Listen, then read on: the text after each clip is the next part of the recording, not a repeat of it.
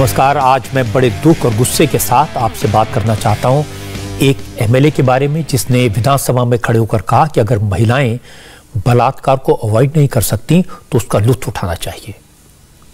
आज मैं आपको दिखाना चाहता हूं कि असेंबली में ऐसी घटिया बात सुनकर वहां मौजूद स्पीकर ने किस तरह से ठाका लगाया।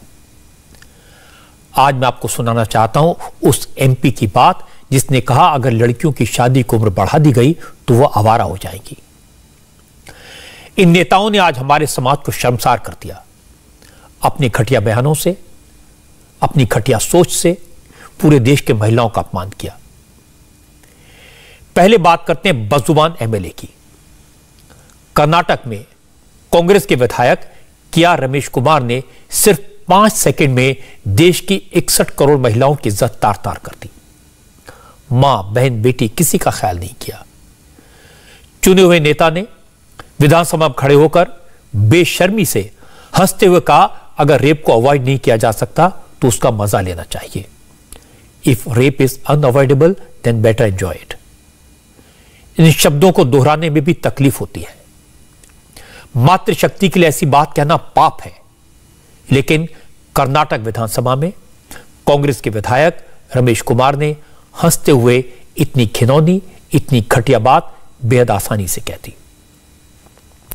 बाद में कुछ लोगों ने कहा कि यह बात असेंबली में कही गई, पासिंग रेफरेंस में कही गई, इसको तूल देने का क्या मतलब, इसकी बैकग्राउंड देखनी चाहिए। फिर कहा कि एमएलए ने अपने बयान को वापस ले लिया, इसलिए इस बात को यहीं खत्म करना चाहिए। मुझे लगता है बिल्कुल खत्म नहीं करना चाहिए, क्योंकि ये शब्द नहीं है, ये घटिया सोच है। शब्द वापस लिए जा सकते हैं, लेकिन शब्द वापस लेने से सोच नहीं बदल जाती। इसलिए ऐसे लोगों का चेहरा पूरे देश को, पूरे समाज को दिखाना जरूरी है, उन्हें बेनकाब करना बहुत जरूरी है। और इसके साथ साथ यह दिखाना भी जरूरी है कि विधायक ने असेंबली में देश की माताओं, बहनों के बारे में इस तरह की गिरी हुई बात कही तो विधानसभा के स्पीकर विश्वेश्वर हेगड़े हंसते हुए नजर आए। स्पीकर ने विधायक को डांट नहीं लगाई, उनकी बेशर्म बयानबाजी के लिए उन्हें सदन से निकाला नहीं। स्पीकर तो ठाका लगाते नजर आए। मैं आपको स्पीकर साहब की वो हंसी दिखाऊंगा तो आपको भी गुस्सा आएगा। मैं आपको विधायक की वो शर्मनाक बात सुनवाऊंगा तो आपका खून खौल उठेगा। वो बात जिस पर स्पीकर साहब हंसे, एमएलए महोदय के चेहरे की मुस्कान और उसकी माफी का अंदाज, यह आज मैं बेनकाब करूंगा। ये एमएलए पहले स्पीकर रह चुके हैं, उनका पूरा रिकॉर्ड भी मेरे पास है। तो सबसे पहले आपको कांग्रेस के विधायक रमेश कुमार ने विधानसभा में चर्चा के दौरान जो घटिया बात कही वो उनके मुंह से सुनिए। There is a saying, when rape is punishable, lie down and enjoy it. That's exactly the position into which you are. जब एमएलए ने विधानसभा में खड़े होकर महिलाओं का अपमान किया, माताओं बहनों के बारे में घिनौनी बात कही, तो उसकी बात सुनकर स्पीकर की कुर्सी पर बैठे विश्वेश्वर हेगड़े को मार्शल बुलाकर रमेश कुमार को विधानसभा से बाहर फेंकवा देना चाहिए था। लेकिन दुख की बात ऐसा हुआ नहीं। रमेश कुमार को हाउस से बाहर फेंकवाना तो दूर, उन्हें फटकारना, डांटना तो दूर, स्पीकर विश्वेश्वर हेगड़े खुद रमेश कुमार की बात सुनकर ठाका मारकर हंसने लगे। ये देखकर दुख हुआ, और जितना कष्ट मुझे हो रहा है उतना दुख ये तस्वीरें देखकर आपको भी हो रहा होगा। लेकिन तस्वीरें हकीकत है, ये रिकॉर्ड है। विधानसभा में खड़े होकर जो नेता इस तरह की घटिया बात कह सकता है, उसकी सोच कैसी होगी, कितनी गंदी होगी, इसका अंदाजा लगाना भी मुश्किल है। दुख तो इस बात का है कि उस वक्त असेंबली में किसी ने खड़े होकर कांग्रेस के विधायक रमेश कुमार को आईना नहीं दिखाया। और रमेश कुमार कोई नए नेता नहीं है, पहली बार विधायक नहीं बने। मैंने इनकी पूरी जन्मपत्री निकाली है। क्या रमेश कुमार 6ठी बार कर्नाटक विधानसभा के मेंबर बने हैं, 6 बार चुनाव जीत चुके हैं। सोचिए, जनता का इन पर भरोसा है। पहला चुनाव 43 साल पहले 1978 में जीते थे। 1994 में 1994 में पहली बार विधानसभा के स्पीकर बन गए थे। फिर कर्नाटक के हेल्थ और फैमिली वेलफेयर मिनिस्टर रहे। Family welfare. रमेश कुमार की बात पर ठाका मारकर हंसे स्पीकर विश्वेश्वर हेगड़े से पहले यही जनाब रमेश कुमार कर्नाटक असेंबली के स्पीकर थे। सोचिए, जो शख्स परिवार कल्याण मंत्री रहा हो, दो बार स्पीकर रहा हो, वो महिलाओं के बारे में ऐसी बात कहे, ये शर्मनाक है। हालांकि उम्मीद तो ये थी कि गलत बात मुंह से निकल गई तो रमेश कुमार माफी मांगेंगे, तुरंत अपने शब्द वापस लेंगे, लेकिन उन्होंने उस वक्त ऐसा नहीं किया। वो असेंबली से बाहर निकले, पत्रकारों ने रमेश कुमार से उनके बयान के बारे में पूछा तो वो हाथ हिलाकर निकल गए। माफी मांगने को कहा गया तो इनकार में हाथ हिला दिया। लेकिन उनकी सोच तो सबके सामने आ चुकी थी, कैमरे में रिकॉर्ड हो चुकी थी, इसलिए जबरदस्त पब्लिक रिएक्शन हुआ। पार्लियामेंट में भी यह मुद्दा उठा। पार्टी लाइन से हटकर महिला सांसदों ने एक स्वर में, एक आवाज में रमेश कुमार के इस बयान के खिलाफ आवाज उठाई। सबसे पहले स्मृति ईरानी ने इस मुद्दे को उठाया। I am blocked by certain gentlemen who have placards in their hands. If they truly believe in servicing the needs of poor women and children in our country, my request to them is to ensure that I speak for the women and children of this country to hear how dedicated member of parliament would wish to discuss issues pertaining to them. And those gentlemen who belong specially to a particular party, one of their representatives yesterday said and made remarks about women which need to be condemned by every public representative in Karnataka. If you truly believe in the cause of women, first stand here and denounce that legislator who says that if you are raped as a woman in this country, you should enjoy it. Those men who stand in this well today, go back to your political organization and first bring to justice such a man, and then we will see who speaks for women and children in this country. Smriti Irani ने जो कुछ कहा एक एक शब्द सही था, लेकिन लोकसभा में कांग्रेस और दूसरे विरोधी दलों के सांसद लखीमपुर खीरी के मामले पर प्रदर्शन कर रहे थे, नारेबाजी कर रहे थे, पोस्टर लहरा रहे थे। इसलिए स्मृति ईरानी की बात शोर में दब गई, किसी ने नहीं सुनी। लोकसभा से बाहर आकर स्मृति ईरानी ने अपनी बात को दोहराया। उन्होंने कांग्रेस हाईकमान से महिलाओं के खिलाफ सोच रखने वाले एमएलए को तुरंत पार्टी से निकालने की मांग की। ये शर्मनाक है कि विधानसभा जो महिला को संरक्षित करने का संकल्प लेती है, उस पावन धरा पर कांग्रेस के एक नेता ने एक शर्मनाक बयान दिया है। महिला और बलात्कार के वक्त महिला को बलात्कार किस प्रकार से उसमें आनंद लेना चाहिए, ये ओछी सोच कांग्रेस पार्टी के एक नेता की इस प्रश्न को हम सबके सामने प्रस्तुत करती है कि कांग्रेस का वो नेतृत्व जो बार बार उत्तर प्रदेश में दुहाई देता है कि मैं लड़की हूँ, लड़ सकती हूँ, अगर इतनी हिम्मत है तो पहले इस नेता को अपनी पार्टी से निष्कासित करो। कांग्रेस विधायक के आर रमेश कुमार ने बात ऐसी ही कही थी। जिसने भी सुना उसने निंदा की। सरकार से जुड़े नेता हों या विपक्षी दलों के नेता, सब ने कहा विधायक ने मर्यादा की सीमा लांघी है, इसलिए ऐसे एमएलए पर तो सख्त एक्शन होना चाहिए। मुझे शर्म आती है कि ऐसे लोग, ऐसे सोच के लोग पार्लियामेंट में या असेंबली में बैठे हुए हैं। ये शर्म की बात है, हमारे देश के लिए शर्म की बात है। We have to create an example by giving them the strictest of punishment so that nobody ever dares speak like this. I mean, it's disgusting. I am shocked. I am shocked. Jaya Bachchan वाकई में shocked थी, स्तब्ध थी। उनके पास शब्द नहीं से इसे कंडेम करने के लिए, नाराज थी। शिवसेना की एमपी प्रियंका चतुर्वेदी ने कहा कि कर्नाटक विधानसभा में जो हुआ वो शर्मनाक है। महिलाओं का अपमान करने, रेप जैसे घिनौने अपराध को हल्का करने वाले विधायक के साथ असेंबली के स्पीकर को भी माफी मांगनी चाहिए। I am blocked by certain gentlemen who have placards in their hands. If they truly believe in servicing the needs of poor women and children in our country, my request to them is to ensure that I speak for the women and children of this country. And those gentlemen who belong specially to a particular party, one of their representatives yesterday said and made remarks about women which need to be condemned by every public representative in Karnataka. If you truly believe in the cause of women, first stand here and denounce that legislator who says that if you are raped as a woman in this country, you should enjoy it. Those men who stand in this well today, go back to your political organization and first bring to justice such a man, and then we will see who speaks for women and children in this country. बहुत ही शर्मनाक बयान है और इनको देश की हर महिला से माफी मांगनी चाहिए। और मुझे दुख इस बात का होता है, ये इलेक्टेड रिप्रेजेंटेटिव्स देश की महिलाओं की बात, कर्नाटका की महिलाओं की बात रखने जाते हैं और इतनी सीरियस ऑफेंस को मजाक बनाते हैं। जो मेंटल ट्रॉमा से एक महिला गुजरती है उसको दरकिनार कर उसका छोटा सा मजाक बनाकर आप लोग पूरे सदन में हंस रहे हैं, शर्मनाक है। माफी मांगे और मैं खास करके स्पीकर से भी कहूंगी माफी मांगे। जिस तरीके से वो हंस रहे हैं जब वो ये ऐसी भाषा का इस्तेमाल कर रहे हैं, तो ये देशी महिलाओं का इंसल्ट करना बंद करें और उनके दुख को इस तरीके से मजाक बनाना बंद करें। अनुप्रिया पटेल अपना दल की एमपी हैं, मोदी सरकार में मिनिस्टर हैं। कर्नाटक असेंबली में महिलाओं के बारे में कई बात पर वो हैरान थी। अनुप्रिया ने कहा कि इस तरह की मानसिकता को बयानों, प्रतिक्रिया से निंदा करके खत्म नहीं किया जा सकता। इस तरह के नेताओं को जनता के बीच बेनकाब करना चाहिए, जिससे वो लोग सावधान हो सकें जिन लोगों ने महिलाओं के खिलाफ गंदी सोच रखने वाले ऐसे नेताओं को चुनकर विधानसभा में भेजा।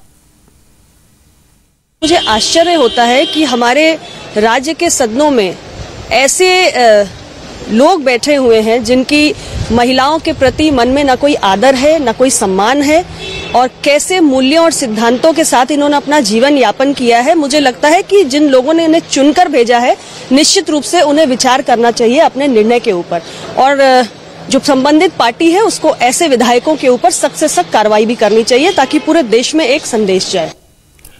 अनुप्रिया पटेल ने ठीक कहा है, ऐसे लोगों को एक्सपोज करना चाहिए। नवनीत राणा निर्दलीय सांसद हैं, उन्होंने कांग्रेस की टैगलाइन याद दिलाई, क्योंकि यूपी में कांग्रेस ने 40% टिकट महिलाओं को देने का ऐलान किया है। प्रियंका गांधी ने नारा दिया है, लड़की लड़ सकती हूं।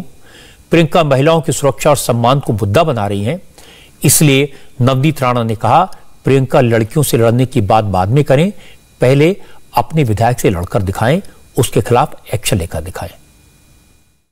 यूपी में ये कह रहे हैं कि हम मैं लड़की हूँ, मैं लड़ सकती हूँ, तो लड़कियों से तो लड़ लेंगे, पर जो तुम्हारी पार्टी के विधायक हैं, जो चेयरपर्सन अध्यक्ष हैं, उनसे कैसे लड़ पाएंगे? आप बोलती हैं लड़कियों को न्याय देना, 40% हम सीटें लड़कियों को देंगे यूपी में, तो ऐसी लड़कियों का, महिलाओं का अपमान करके सीट देंगे? पहले तो इस पे स्पष्टीकरण होना चाहिए। आप एक लोक प्रतिनिधि हैं, माफी मांगने से अगर कही हुई चीजें सब ठीक हो जाती तो शायद माफी मांगने में ही सब चीजें हो जाती थी। इस पे जो कांग्रेस पार्टी के अध्यक्ष हैं उन्होंने स्पष्टीकरण देना चाहिए। ऐसी चीजें उनके पार्टी के विधायक कैसे बोल सकते हैं और ऐसे कैसे वो हाउस में एक्सपेक्ट ये कर सकते हैं? तो मुझे लगता है कांग्रेस ने उन्हें लाइफ टाइम बैन करना चाहिए, ना ही उन्हें इलेक्शन लड़ने देनी चाहिए उनके पार्टी के द्वारा, ना ही उन पे कार्रवाई करनी चाहिए। कांग्रेस विधायक की बेहूदगी से सिर्फ महिला सांसद ही नाराज नहीं है, केंद्र सरकार के मंत्रियों ने भी, दूसरे एमपीज ने भी के.आर. रमेश के बयान पर नाराजगी जताई, निंदा की। कर्नाटक से आने वाले एमपीज में रमेश कुमार के बयान पर शर्मसार होने की बात कही। संसदीय कार्य मंत्री प्रहलाद जोशी कर्नाटक से आते हैं। प्रहलाद जोशी ने कहा, समझ नहीं आ रहा क्या कहूं, कैसे रिएक्ट करूं। रमेश कुमार ने जो कहा वो सिर्फ महिलाओं का नहीं, पूरे देश का अपमान है, उन्हें माफ नहीं किया जा सकता। कांग्रेस का संस्कृति जो ये दिखाता है बहुत दुर्भाग्यपूर्ण है। इससे ज्यादा क्या बोलना है? विधानसभा में ऑन रिकॉर्ड ऐसे बोलना, मैं समझता हूँ हम सब इंट्रोस्पेक्ट करना है। ऐसे तो जो ऐसे बात की है वो बहुत सीनियर कांग्रेस के नेता है, सीनियर एमपी है, स्पीकर रह चुके हैं। मैं समझता हूँ ये ठीक नहीं है। ये राजनीति का स्तर कांग्रेस किस लेवल पर ले जा रही है इसका एक सबूत है। दिन भर कांग्रेस विधायक के.आर. रमेश कुमार के घटिया बयान पर विवाद हुआ। लोगों ने कांग्रेस पर सवाल खड़े किए।